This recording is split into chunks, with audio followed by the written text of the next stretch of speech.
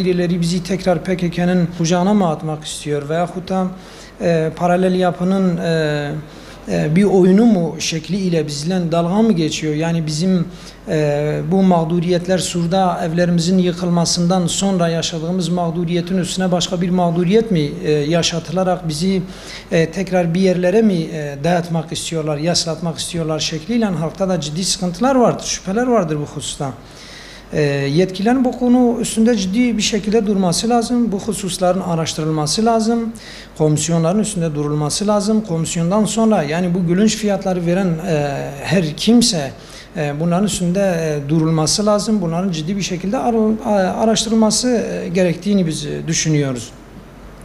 Şu da vardır, hani Cumhurbaşkanı'nın, Başbakan'ın halka burada verdiği sözler vardır. Sizler kesinlikle mağdur edilmeyeceksiniz, sizleri mağdur etmeyeceğiz.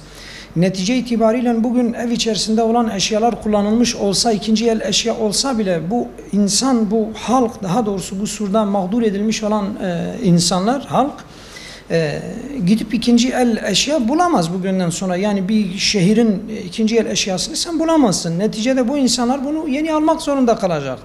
Kimisi 3-4 ay otellerde, kimisi 3-5 ay kendi akrabalarının evinde 3-5 aile olma kaydıyla kalmış olan, mağdur olmuş olan, iş yerleri kapatılmış olan, evleri yakılmış, yıkılmış olan insanlardan biz bahsediyoruz.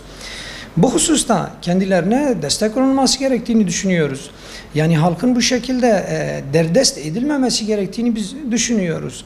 Mağduriyetlerinin giderilmesi için, ortadan kaldırılması için valilik nezdinden mi, kaymakamlık mı, hangi kurum, hangi kuruluş ise bu konu araştırılması lazım ve bu hususta bu halkın mağduriyetinin de ortadan kaldırılması için gereken adımlar neyse onların ivedilikle atılması gerektiğini biz düşünüyoruz.